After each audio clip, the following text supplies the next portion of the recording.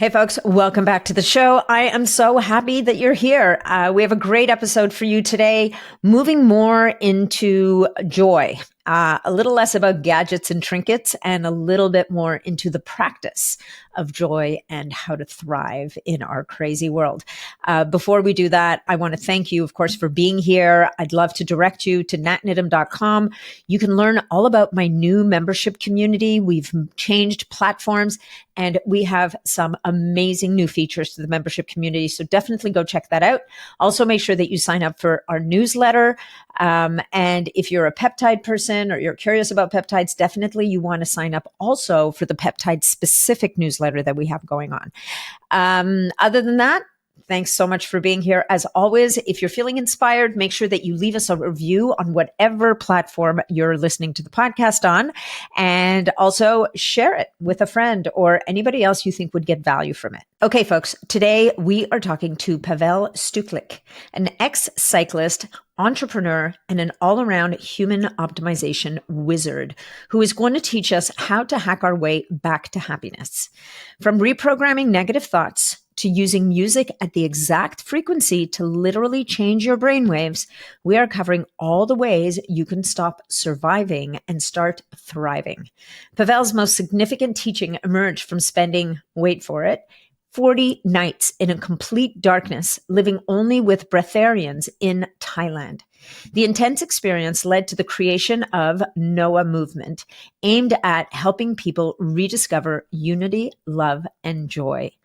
Pavel is he's just one of these magical humans.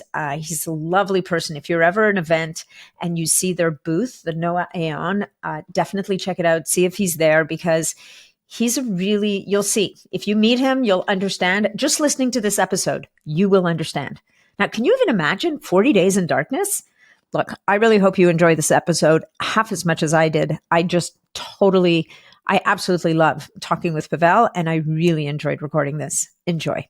Hey, folks, just a quick reminder that all of the information presented in this podcast is for information purposes only. No medical advice, no diagnosing, no treatments suggested here. Before you try anything that you hear about or learn about here, make sure that you check with your medical provider.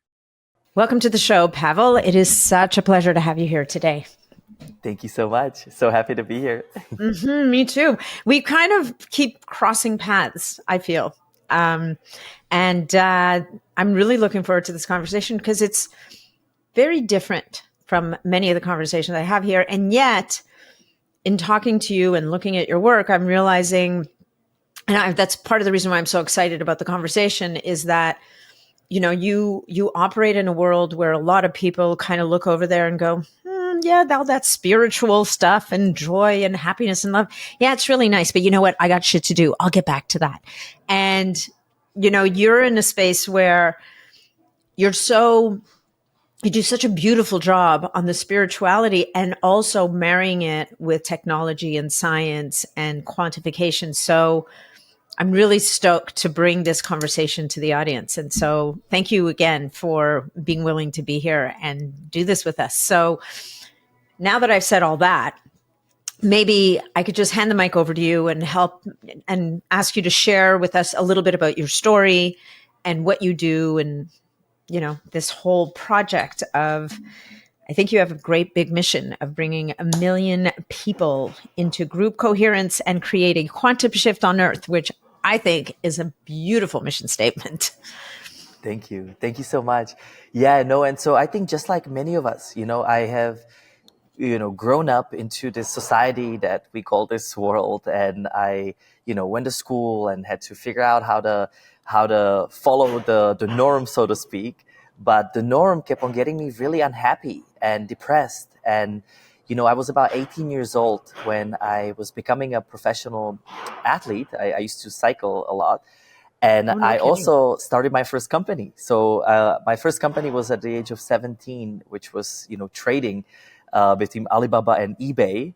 And essentially, my dad gave me a choice. It's like you go to school and your life is paid for, or you do your little cycling thing and you're going to have to figure it out. And so I did my little cycling thing. I did make it pro. but I had to figure out how to survive in the process because it wasn't, making the means to be able to, operate such an expensive sport. And so this is why I started this carbon bike frame, business. And it led me into a first pivotal moment in life, which is I didn't recover. I didn't sleep. I was on a calls with a factory. I was working, one man show at the beginning. And it got me into this deep hole of depression, anxiety, and suicidal thoughts because my brain chemistry was so disbalanced. And essentially, at that time, this is when I discovered biohacking. This is when I discovered Wim Hof. This is when I discovered all of the alternative Interesting. ways. And for me, I didn't want to take antidepressants. I didn't want to do the conventional route, and I wanted to keep on following this like deep voice inside of me that was saying there's more to life. There's another way to life. And so what I did, I actually had to quit cycling because of my health. I had Epstein-Barr, chronic fatigue. I was literally sick every 2 weeks. And it was so sad because I would do all this training and then I show up at the events and then I just couldn't even move. And and I didn't see the light at the end of the tunnel until after I moved to America, and I essentially put all of my endurance and drive into business. And so for about 6 years, I don't know if you know Orange Theory Fitness, Yeah, uh, I know Orange Theory Fitness. Is but that you?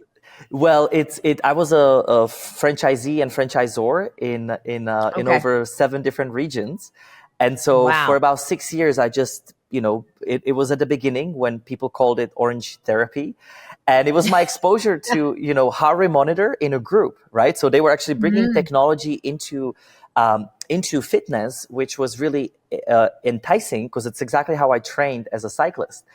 And Yeah. I was 22 years old. And I was this kid that walked into the office when they only had about 6 locations open. Now there's over, thousands, right, around Oh the yeah, world. everywhere. And Yep. I was like, I have some business experience and I would like to franchise one of your regions. And so they kind of like looked at me, who's this kid and what does he want? And they gave me 2 days to basically file all the franchise disclosure documents. And they were saying that if you can do it within this short period of time, you can have a Georgia state. And so I ended up, long story short, making everything. I was driving up to Atlanta, which I've never been to, before. And I knew nothing about any of this, but franchise was an amazing way to learn all about the business and ins and outs. And within 6 months, we became the fastest growing region in the entire chain. And I originally bought it with 25 locations. We sold over 55.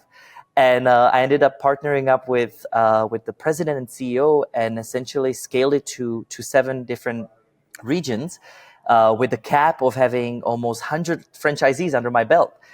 Wow. And so I got the same roadblock again. And here's something that I did as an entrepreneur. I committed myself that every 3 months, I'm going to do something ridiculous, something outside of my comfort zone in search of what is true meaning of life. What is this health thing, right? That we're supposed to be healthy and happy and hopefully harmonious. And I was the furthest away from it because I got burned out again. I was sick again, the same way, just in business now instead of, sports. And it basically led me around the world. So anytime somebody said that they have a way to heal your physical body, right, which for me was biohacking, taking charge of your personal health and Yep. figuring out what this temple needs. Anytime somebody had a mental health tips and tricks and healing, follow that. And it wasn't until about 8 years ago that I went into Darkroom for the first time. And I spent 10 days in complete darkness with no physical food and just water in the middle of Thailand. And it was one of those Mhm. crazy experiences that I signed up for, that I'm going to give my cell phone away and I want to see what's out there. And it Yeah. gave me a complete 360 life change. And essentially, it was day 7 that I lost it. I just started crying and crying. And I went into this beautiful state of bliss for the first time in my life. And I did not see myself for what I'm being taught and what I think, of myself. I touched myself at the core for who I am, not for what I'm not. And for the first time, I allowed this time to actually hear my thoughts. What do I want? What is my heart's desire? What is my passion? What is my purpose? Because up until then, I just lived everybody else's life. Everything else came first. And so what happened there, that's where NOA AON came about. And so NOA means movement, AON is all or none, and it symbolizes duality, the highs, the lows, the good days, the bad days that we all go through. But is that something we actually have to go through? Those were my questions. It's like, can we actually live in harmony where life doesn't have to be so difficult and so many highs and lows?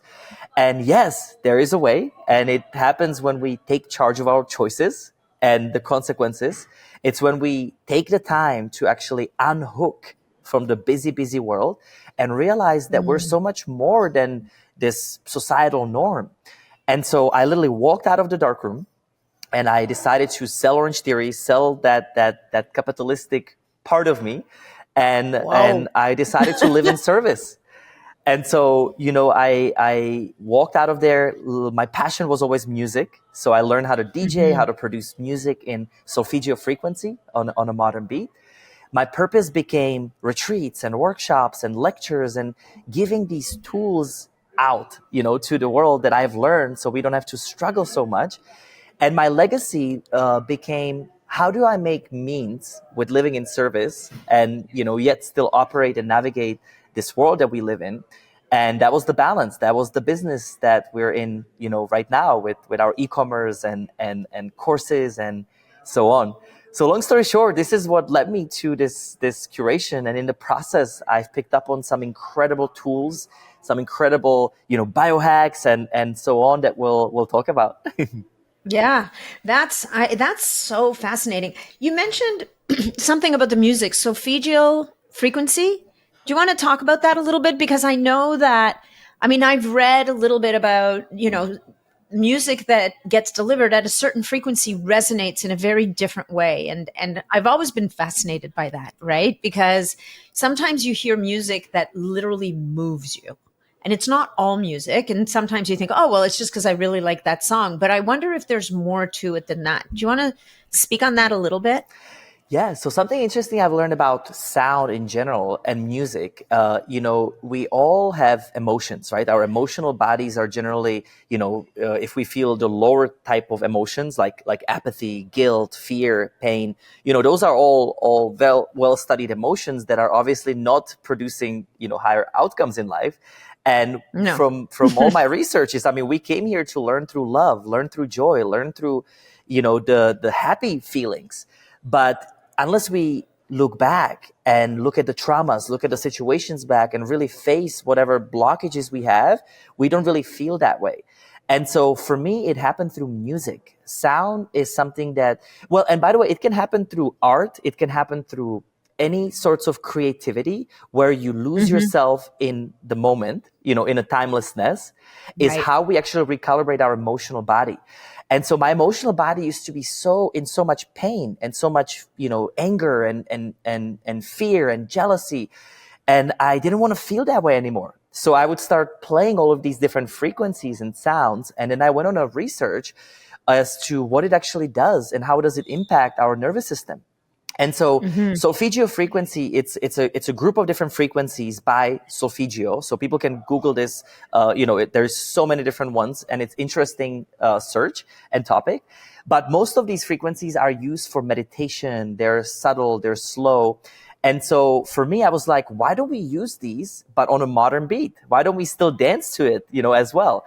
And in this process, I've learned that we basically, it was by Rockefeller in the 20s. It was set the music standard at 441 hertz, and that's for radio, that's for TV, that's for anything that we're producing in. And if you look at some of the studies behind this, it's distorting to our brain. And it's kind of like if you drive from one city to another city, and you start losing the signal, right, with the radio station, it start getting Right. muffly, right, like the little like the muffling sound. So that's what it does to us. If you just go even a little bit off, like 442, or of course the famous one is like 432 hertz, which is like the one that's closer to Earth, or 528 hertz. I love producing in 528 hertz. It's known to be the frequency of love. you can be closer to that divine or God or mystical, energy with just changing that in what you're listening to.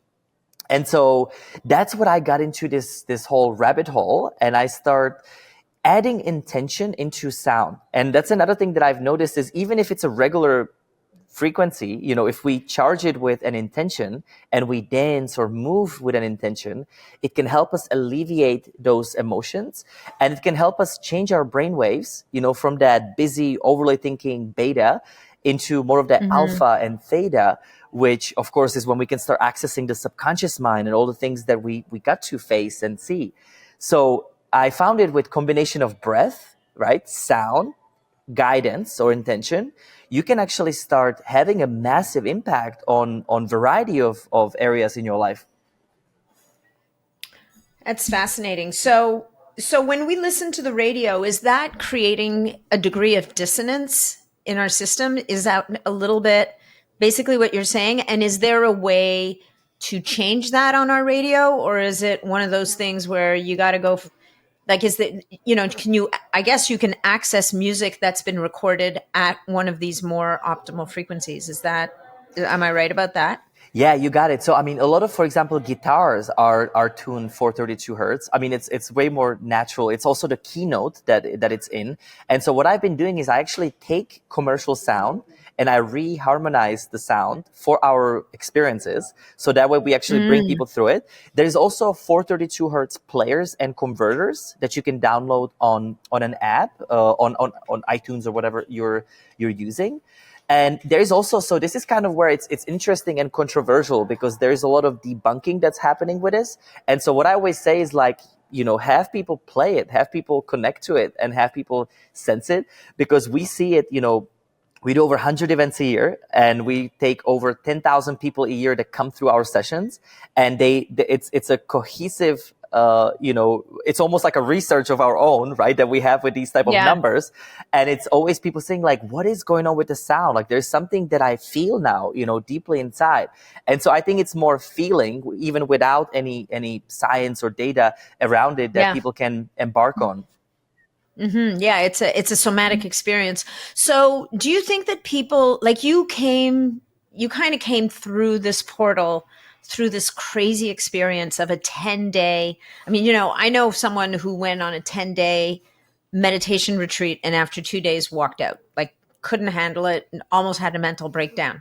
And yet you took it up a notch, because I don't think those 10-day meditation, there's a specific name, I'm sure that you know it, for these 10-day meditation silent retreats. Vipassana. Exactly. Now you took it up a notch and went into the dark. So now you're deprived of, it's almost like a sensory deprivation. It's not quite a sensory deprivation tank, but you're getting pretty close, I would think, when you have no food, you just have water, you have no communication with other people. Am I right about that? So there's a two ways how you can do it. So this one is actually done by my mentor Jas Muhin, who I actually became ambassador of peace under her program, and she's this incredible female leader that has been bringing a lifestyle and true meaning of life into the world. And she's solely nourished by prana, by source. So she's a source fed for the past 25 years, where she does not require any physical food to sustain her life. That's incredible. And this is, really far out there, right? And so for me, it was like, wow, like I didn't go there for that. But then it took me about 2 weeks actually after the 10 days to start feeling hunger again, which was so weird. And so during the time you're there, you spend in deep solitude, silence. There is about 5 different meditations that you start with per day with her in a group. And you can either choose to be completely silenced, or you can choose to ask questions if you need. So it's up to your discretion. And essentially, progressively throughout the 10 days, there's less and less amount of meditations. And progressively also, it's getting more intense in a ways, because after about day 4, you literally start seeing lights everywhere. There is this belief that we start producing DMT naturally into our brain, just through, not having any light. And so she literally teaches you meditations how to tone down the light, because it can get really intense. And Wow.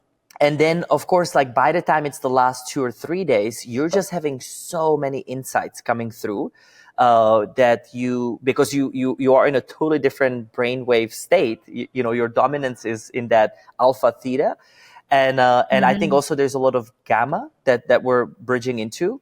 And on a physiological level, what's interesting, we test our blood before and after.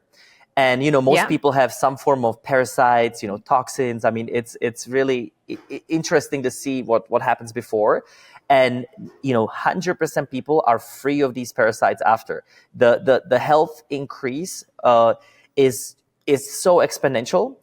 Even just like your eyes, right? Imagine that you're always exposed to blue lights, right? In our society, and all of a sudden for 10 days it's just pitch black, right? So you rejuvenate your eyesight alone. And it's always so beautiful to go outside, after, and you can see like every little detail. Even like you look at like your arm, right? Your hair, you can see like every dot. It's like insane the level of colors that you can see when you take that pause. Wow. So it's almost like a full body autophagy. It's a full body cleanup in a way that allows the body to I mean, it's part of it is the power of fasting, obviously, where the body turns inwards and says, all right, we're not getting anything in from the outside. Let's see what we can do here about cleaning house, recycling things, getting rid of things we don't need. So there's that piece of it. But the meditations and the darkness adds a whole other layer of looking inwards now from a spiritual place. Do you think that people need to go through that to really, like, I know you host these experiences and take people through a very, not certainly not as, it wouldn't be as well, it doesn't compare. I mean, your experiences, people, I've seen them, like people have these headphones on and everybody's kind of in their own space and there's music. So it's quite different than sitting in a dark space for 10 days. But where do you sometimes guide people towards that type of experience if you feel that it's something that they're ready for and that will benefit them? Or do you think that that's really more of a, I don't know. You just got to be more careful with that kind of thing. Well, it's definitely not for everyone. And I want to emphasize that. So the one thing that I've really, really learned, if I like look at the deep wisdom that came from this, is something called the process of unhooking. And so Hmm. what I've noticed is that we live in a cyclical way, right? And of course, especially for women, right? You have a cycle once a month that you go through, and that's very, very obvious. And I think there's obviously a huge movement on how we don't follow that, which is another discussion. And so I've learned this from my wife. What's so interesting is that when we sync up these cycles, men have actually cycles too. It's just not that same physical, expression. Now, what Hmm. I've learned is that, up until that moment, I would always burn out. I would just go, go, go, and I would just keep on focusing on doing, doing, doing. You wake up, you go on your phone, you start scrolling. There's whatever, right? Like if you have kids, right? I have 3 kids, and so like everything comes first before yourself, right? But yet we live Yeah. our life, right? Like we're here to express our choices, but we like forget that how actually powerful creators we are, but we always have this excuse that everything else comes first. Now, Hmm. what it taught me is that basically once per day, I spend the first hour of the day or even half an hour just on my own. I unhook from the Hmm. world. I reassess, how do I want this day to be like? What are what are the ultimate outcomes? I go into breathwork, meditation, and I of course use a whole bunch of tools to also help accelerate that. Now, then once a week, I spend full day completely off where I unhook from the digital, physical, I fast, water fast. And the first half of the day, I go in nature. I just spend it on journaling, figuring out how did I do this past week? What do I want from this next week? Now, once per month, I take 4 days completely off, and I follow the 72-hour, fast, digital, physical, and same thing. I refocus what is past month and what is following month. Now, once per year, I spend 10 days in darkness. So, by the way, I've been now 5 times, so I spend 50 Yeah. days in total. But it's generally a 2-week completely unhooking and off.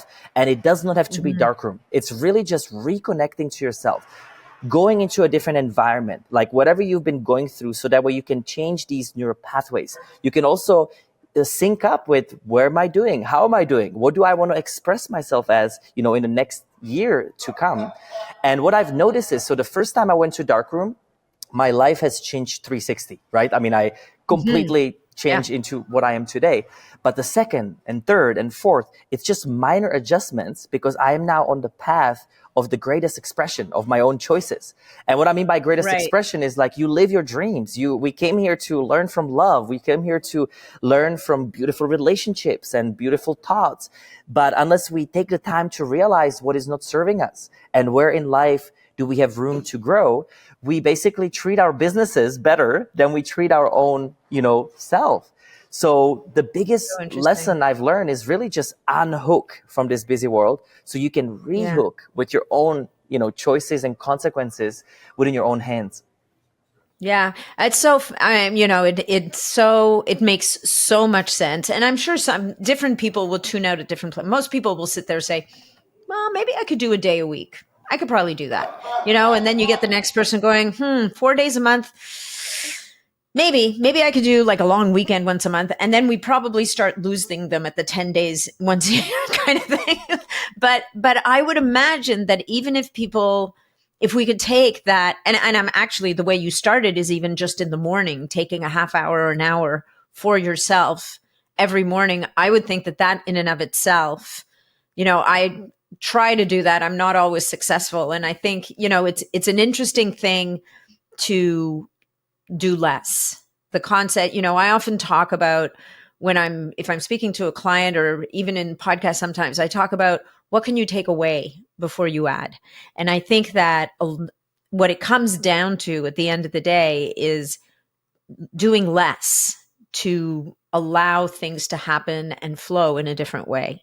And you're just taking it to a much higher expression in many ways through the work that you've done and how you guide people. So I think that's quite fascinating. One of the things that you said at the beginning before we started recording is, you said that you've had neuroscientists and people kind of quantify some of the transformations that people experience, even just at an event, these events that you hold that are, I know people who've been to them, who just come out raving about them. Like, it's a very, again, I think it's because you help people to transcend where they are right now. They move into a different space where they're not thinking about their phone. They're not thinking about what they did or what they're going to do, it seems like you really bring them into a very different space that allows the system to reboot in a very particular way. But when we started, I said, look, you got to watch out with my audience, because they're very, they're pretty kind of boots on the ground, kind of, is this scientific? How do I know that this is not just a bunch of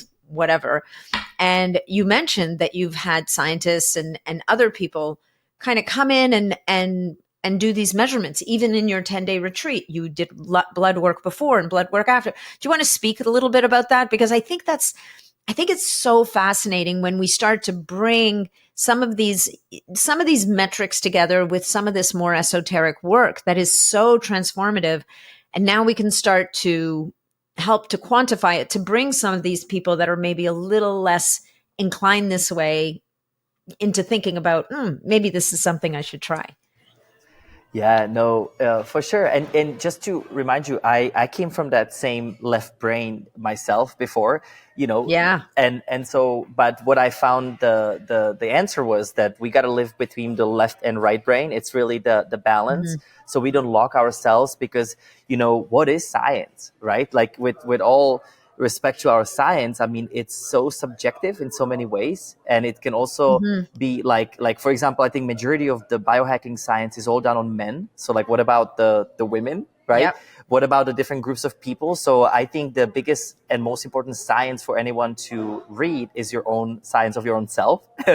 and Mhm. Yeah. and that's, 100%. going and getting wet, getting dirty, right? Like, figuring out what works for you, and asking questions, because one of my favorite ways to question is to question everything, and in the simple terms of, does it work and does it not work?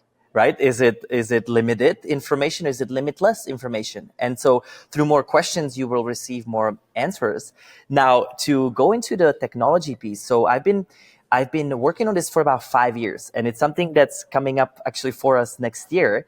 Is that we're creating I call it the Peloton for your brain, where we're gonna, in all of our sessions, people will be wearing a EEG headband with a HRV Wow. monitor and heart rate monitor. Hmm. So we're gonna be able to actually measure heart brain coherence, and in a real Amazing. life in a group.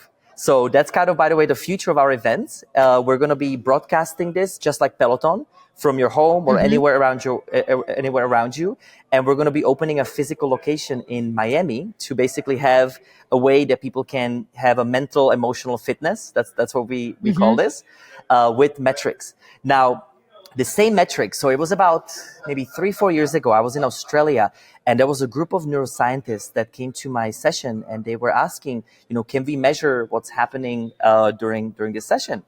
And so I was like, of course, like amazing. They came with all these headbands and this app, Yeah, yeah. and we call it Euphoria. By the way, we now have the technology on our site, and we basically measure people before each event and after each event, and then some people that they want even during the event. And what they came about was fascinating, and it's basically it's a alpha theta dominance. So majority of the session you are spending it within those. There's also a high level delta and gamma, which is, I think, when we are going deeper. But what really happens is the trigger and the combination of all of that. So we can take people through such a high stimuli that it stresses the brain in a way, right? Because there's for neuroplastic changes where people are Hmm. taking from the high intensity, low intensity, right? It's like a roller coaster through the breath work, through the sound, through the subliminal guidance, that it allows people to move from that dominant beta.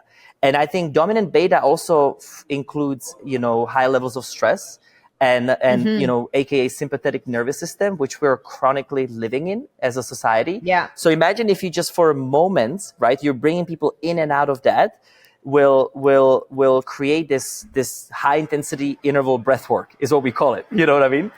So Wow. so what happens is you're accessing deep theta dominant states, you're accessing that subconscious mind, and you're also accessing a coherent state. So a lot of the heart brain coherence has been measured Hmm. for I don't have the exact data in front of me, but it's minutes and minutes that you actually stay in there at the end of the In session. that coherent. Yeah. This is like the heart math side. If anybody's used heart math as a technology, it's a very interesting thing where you're bringing your heart and your brain into what we call coherence, into alignment.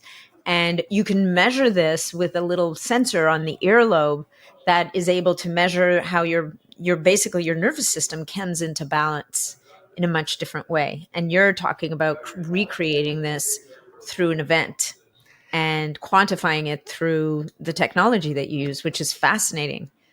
Yeah, and by the way, I had a lecture in Amsterdam at the Biohacker Summit a couple years ago, and we actually had a group of people wearing a heart math device, and we did Yeah. a 5 minute group coherence, and it's incredible. Like Hmm. literally within the group coherence, it spiked up, it stayed there in the coherence state, and then went back down when we went back into the lecture. So like it's just like fascinating how science is catching up with all of this, but also how at your will, at like how powerful your mind is, because I treat the mind as a software and the body as a Hmm. hardware.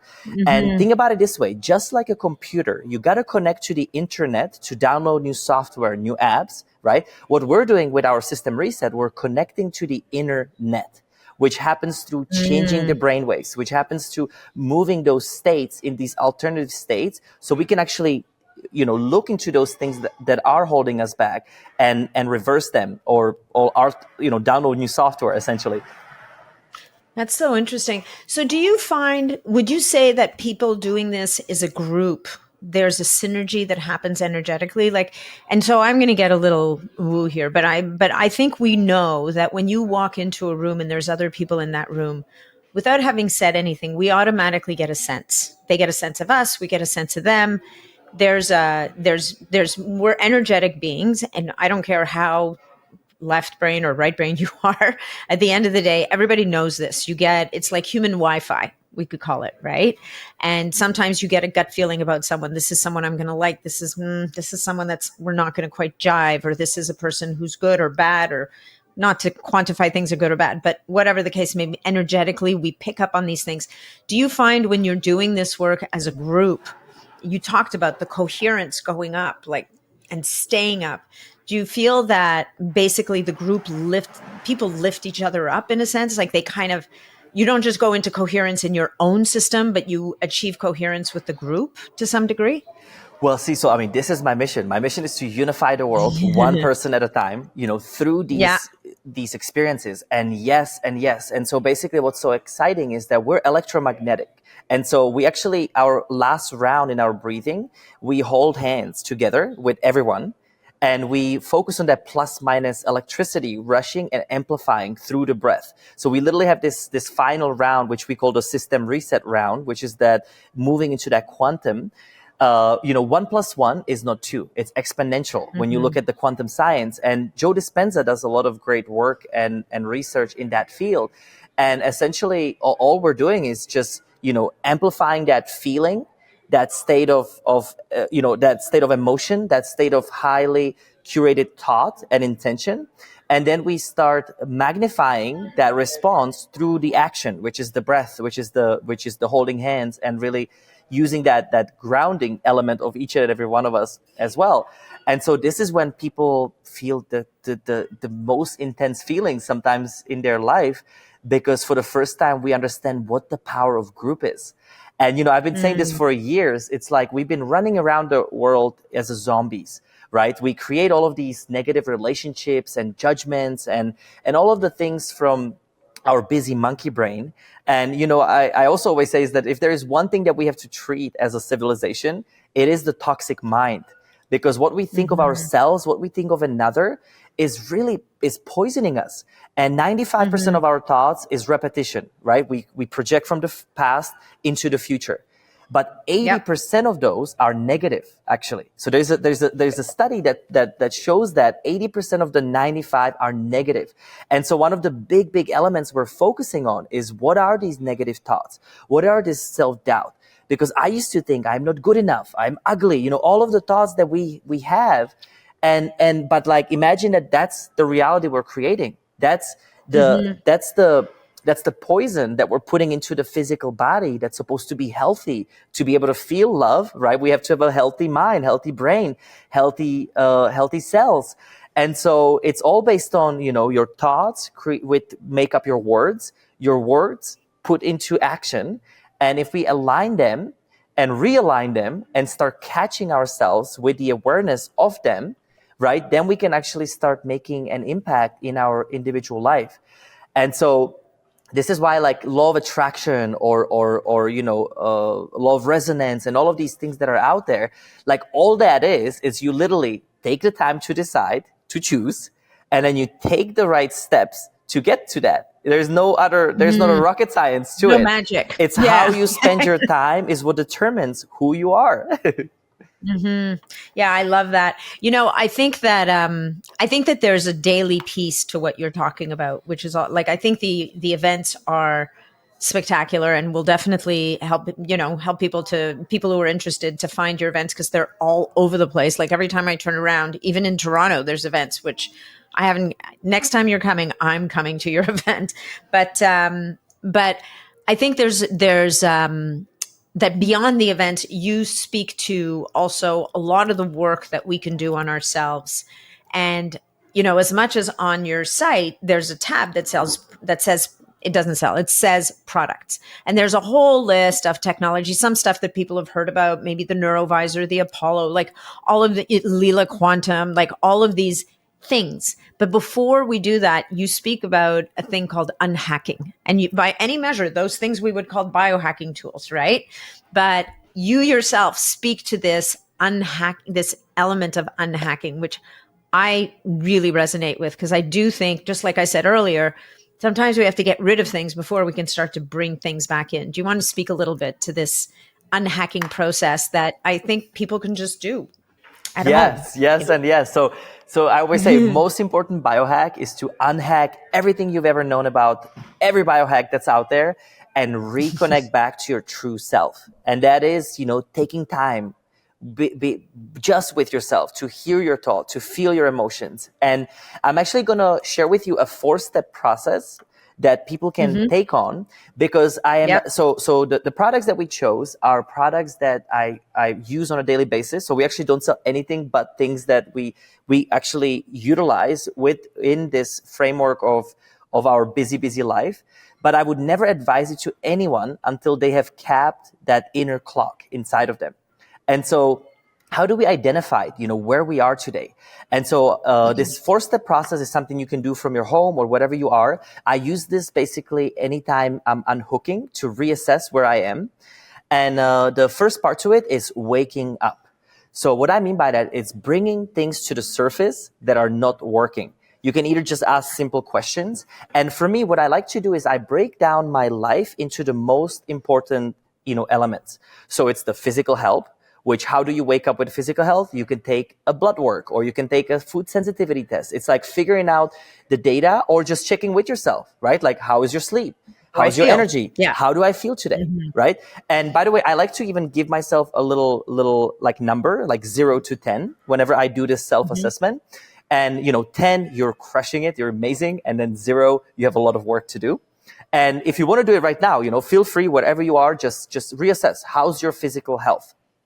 The second part is your mental health, and that is the thoughts that you're repeating, the thoughts of you, about another, about your life, and give yourself a number, 0 to 10. The third one is your emotional body, your emotional state. So what are these constant emotions that are coming in? Then the fourth one is relationships. So what is the quality of your relationships? I always like to actually look around, because this is, again, very simple saying, right? You are the made up of the people that you spend the most time with. And like a football coach, I literally, close my eyes and I look, I imagine that I'm surrounded by the people that I spend the most time with. And then I'm like, do they bring the best of me? And do I bring the best of them? Or is there work to do? So simple assessment, 0 to 10, how is your relationships? Then it's the environment. So after I've been on this journey through self-transformation for long enough, it was also, what about, the air that we breathe, the food that we eat, the water that we drink, the clothes that we wear. I've noticed so much toxicity comes through the largest organ, our skin.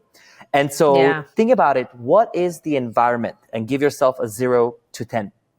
Then you look at your social structures or your career. You could call it your mission or career or job.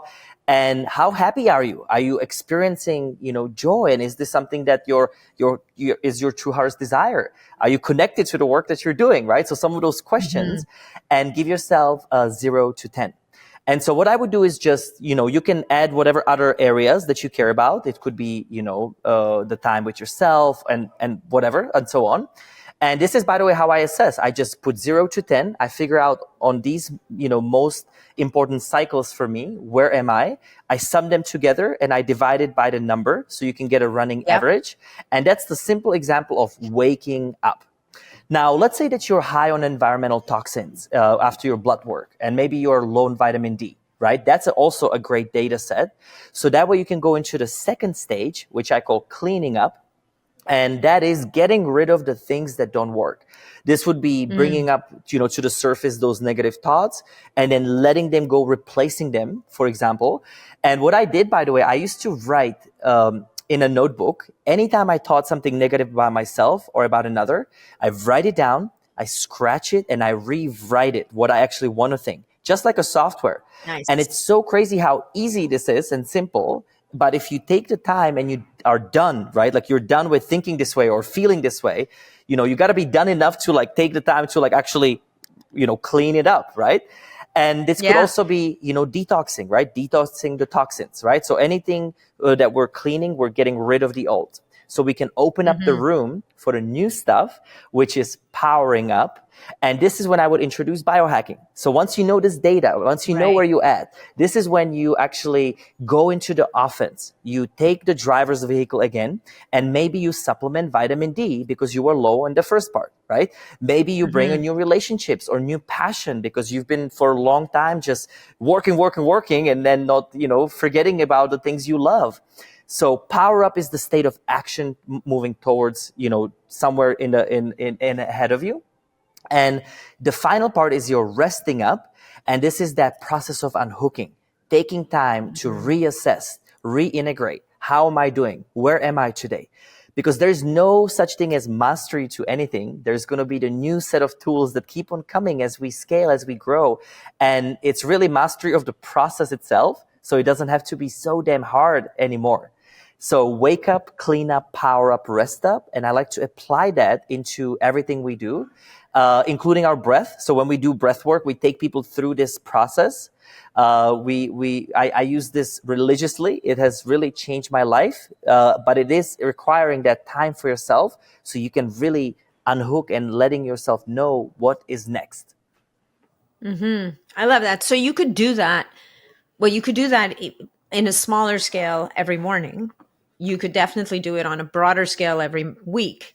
And then on, basically this process, you could just go deeper when you have more time.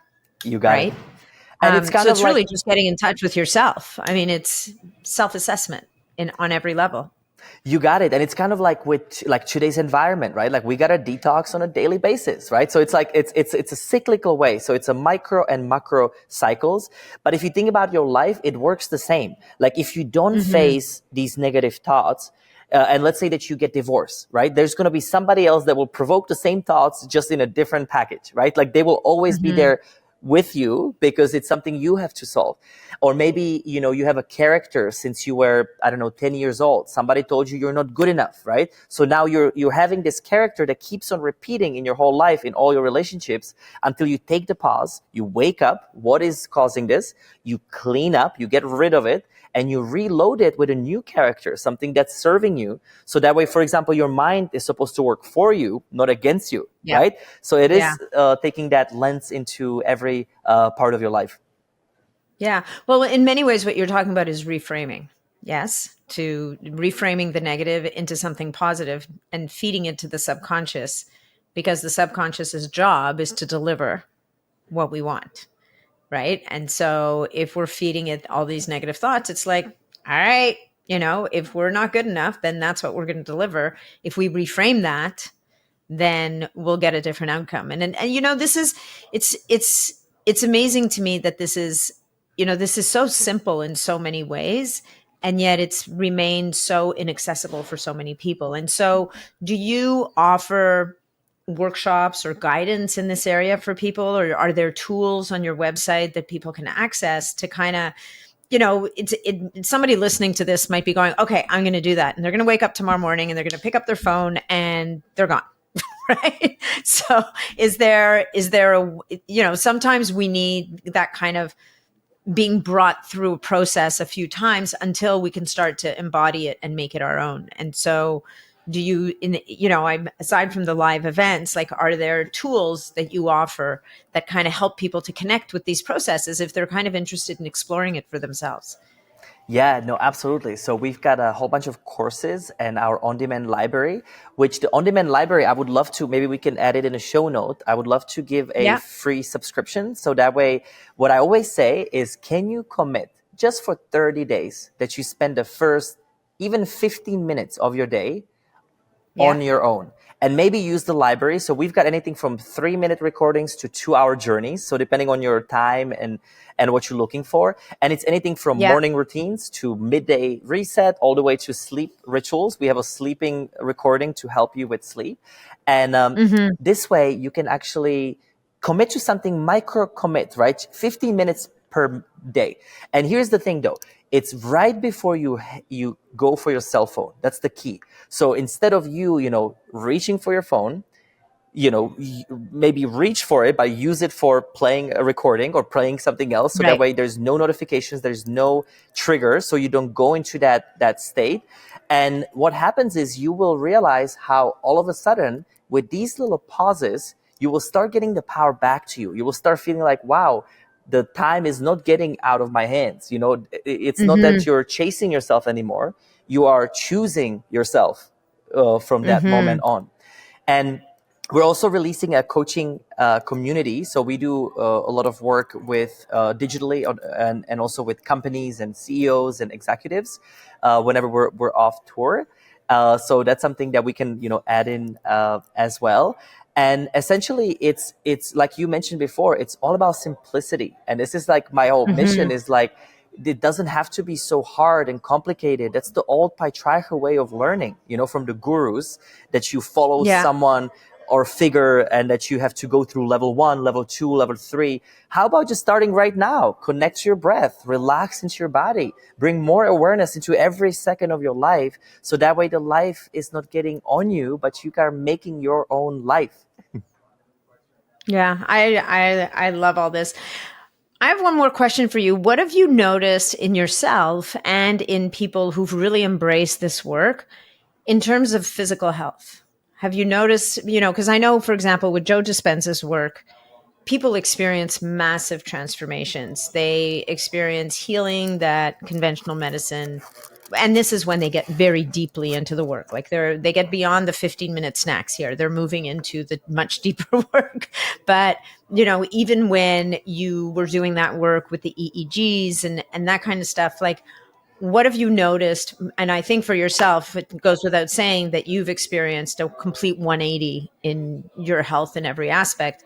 But what else have you observed kind of in your community of people that have really embraced all of this work? Because we're talking about longevity here, and I think if we're really in it for the long haul to do it well, this realignment of ourselves with our body and our mind is going to be central to that success. Yeah, and I like it because we talk about longevity a lot, Hmm. and I think it's longevity is really actually simple in a lot of ways. You're either in a regenerative spiral or degenerative spiral, and Yep. regenerative spiral means you're in a positive mind, healthy emotions, healthy body, healthy relationships, right? That's when we're regenerating. We're feeling more of that chi or energy that's just radiating right in and around us. And degenerating is self-doubt, negative emotions, negative choices. Maybe you drink, alcohol that then goes into drugs for some, right? It's that degenerative spiral. Now, what I've noticed Hmm. about our people, it helps them accelerate that regenerative spiral. It helps them forgive themselves. So there is a lot of forgiveness, acceptance. Hmm. There's tons of expansion ideas. So we constantly hear people saying, oh my gosh, like I get it now. I either find purpose or I know where I'm heading. There is a lot of, we've had stage 4 cancer patients that came back after they went in a complete neutral state after, which is, Wow. I think, really powerful. And we teach a lot of biohacking as well. So I mean, I think with the physical level, Hmm. people have energy back, right? People just understand supplements. And what I've noticed too is like majority of the world experiences some anxiety or another. Like that's really like Hmm. anxiety slash Oh depression, yeah. and then it's sleep and energy problem. So like if we like put it into Yeah. these buckets, and so essentially we fuel that person with the right information and data and understanding so they can find it for themselves. We've had people divorce after. We've had people that completely finally had Oops. that. I know, I'm always like, oh, I'm so sorry, but very happy for you as well because it's a new chapter. And we've had also people fall in love in our events that like the opposite, that they were that they inspired that way. But I just had a couple in Toronto that actually drove from Montreal because we were in Montreal about half a year ago, and it was so transformational for them that they flew to Bali after. They're now wanting to become instructors. They completely changed their life, like No kidding. yeah. And so that's actually a cute story just from Vancouver this last time. So it's impactful on so many different levels. It's like really getting charge of who you are and remember the power that you have within you and keeping it simple, right? Like none of the stuff that we teach actually is this woo wee wow. It's like all grounded stuff and practical tools Hmm. that you can apply to don't hijack this software that we're all operating on. Yeah, no, I think it's so incredibly powerful, and you know, in so many ways. I released a podcast episode recently with Dr. Nasha Winters, who works with cancer patients very closely, and I don't know if you know her, but even herself, when she speaks to helping people with their journey through cancer, whatever it may be, it's about that spiritual self. It's about reconnecting with yourself. Like, I think that this message that you're sharing in your way is actually spreading quite a lot through the world in many different channels. It's almost like its time has come. You know, we went to a place where it was all about things that are outside of us, like what can I buy, what can I do, where can I go. You know, it's a little bit like your morning, like it gets hijacked from the minute you start. And yet it seems that even people dealing with disease, even people dealing with all these different aspects, are now recognizing that until we get this internal energy system kind of back online, a lot of the things that could work are not going to be as effective. And so, you know, I think I know that this is why I was really looking forward to this conversation, because I keep wanting to bring people to this place of really understanding that coming into yourself and realigning with your own, getting your mind and your body online with each other kind of thing. And whatever the tool is that resonates for you, whether it's, like you said, like with the music or the dance or the meditation or the breath work, sometimes you're combining those. Any one of those, the one that resonates the best for you is going to be that thing. And if somebody's listening to this and said, hell, I could do 10 days in the dark, I want to do that, that might be your thing, but it may not be for everyone. There's many different ways to get there. And I think that's a lot about, I'm excited about this 30-day subscription that you're offering, because I think you open a lot of different doors, and then people can kind of choose how they're going to step through that door. No, it's right. And you know what's really sad that I see with so many of us is we don't allow ourselves to dream anymore. You know, we kind of like shut off our dreams when we're kids, and we're actually raised that way, which is even worse. But you know what happened to me? So when I had my first cancer, like a private coaching client that came to me, I literally burst into tears because I was like, why does somebody at the fourth stage coming to me? Like, what do I have to like, I literally was like at shock because I didn't know that I even could help someone like this. And it was so crazy. So I just go into that inner clock and I'm like, how do I best at least hold space for this person that has been given literally 30 days to live, right? And that's why I was like, holy shit, like this is crazy.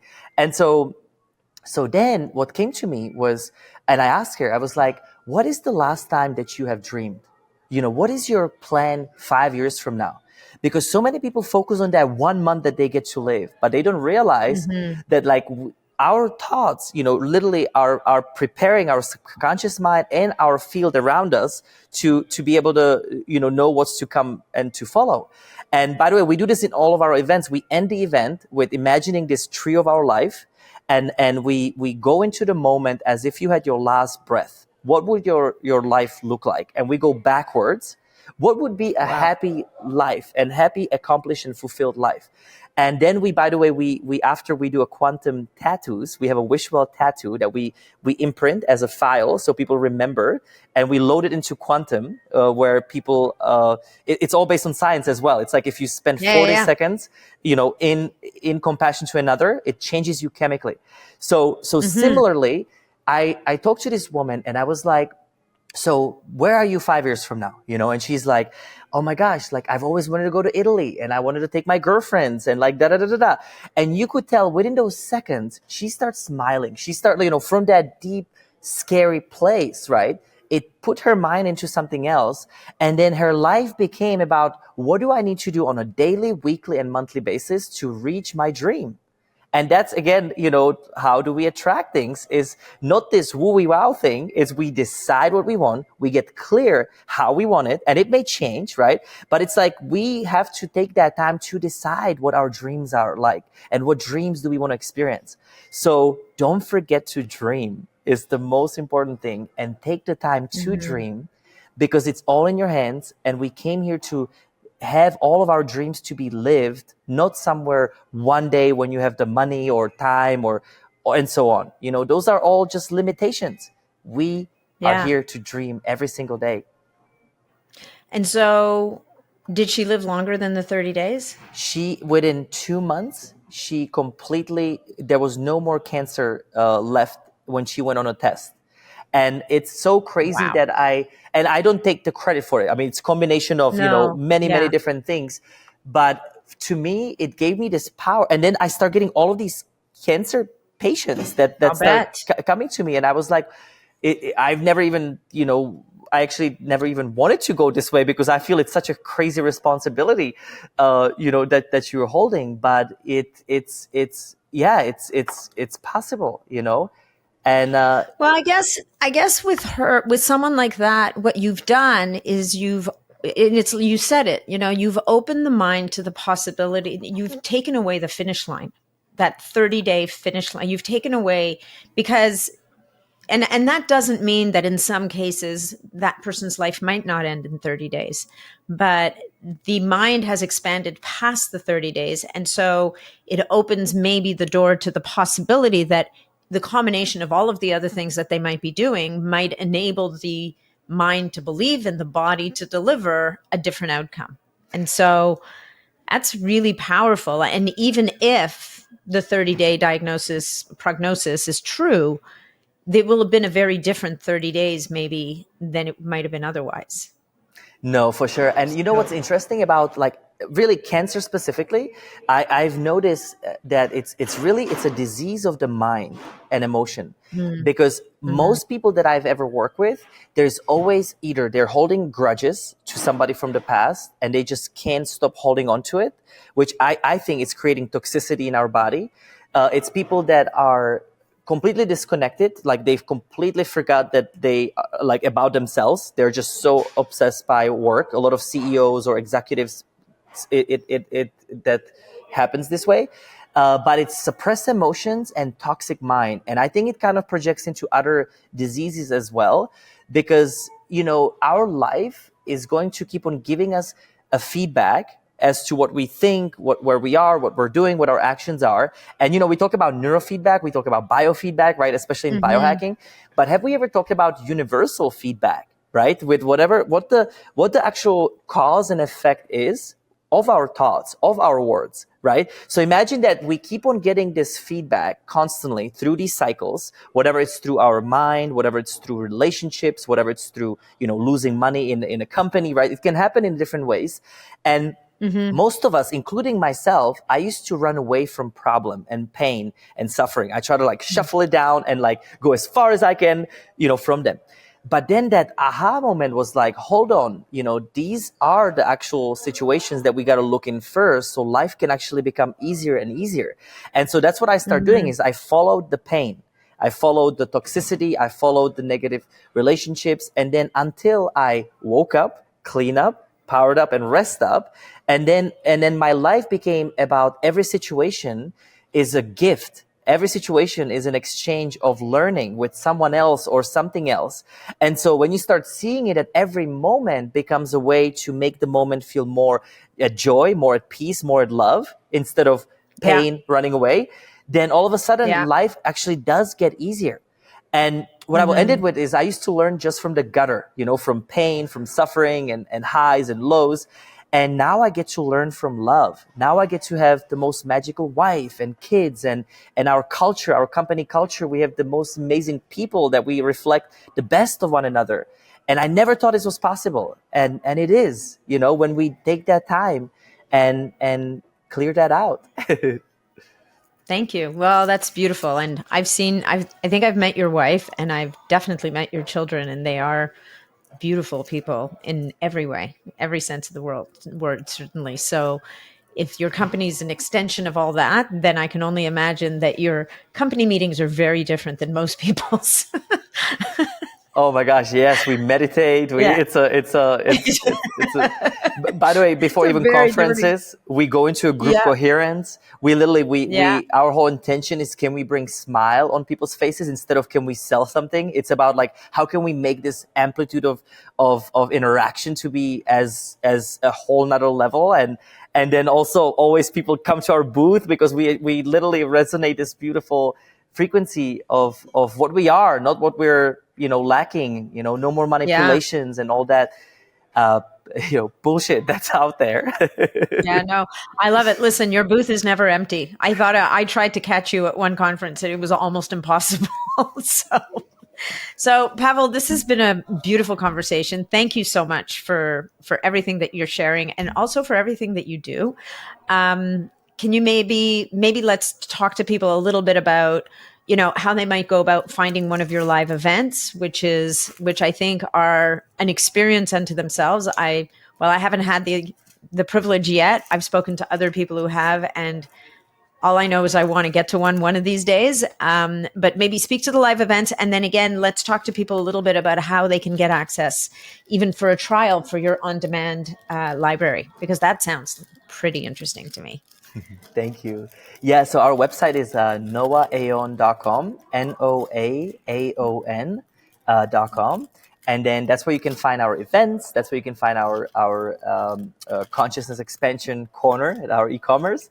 And Yeah. also you can find our digital courses and the on-demand library. So we do over 100 events a year. So basically, we're constantly going through major cities. We usually do regional stuff. So we'll do like Europe and do, 10, 15 cities there. Then US, Canada, Asia. We're literally, World tour. yeah, no, just this week I've got Phoenix, LA, Dallas, and Miami, and then we fly to Malaysia for 8 events in Southeast Asia. So that just gives you the perspective of how far we go and how dedicated we are. That's amazing. Okay, so noaaon.com is the website, and we'll have a link in the show notes so people can access the library for 30 days if for people who would like to explore some of these tools.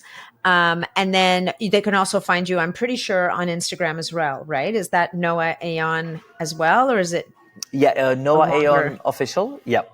Official. That's what it is. I knew there was a word after Noah Aon. Well, Pavel, thank you again so much. This has been fantastic. And I'm looking forward to our paths crossing for real in the next little while and getting to experience some of these magical experiences. Thank you so much. Yeah, thank you so much for what you do. My pleasure.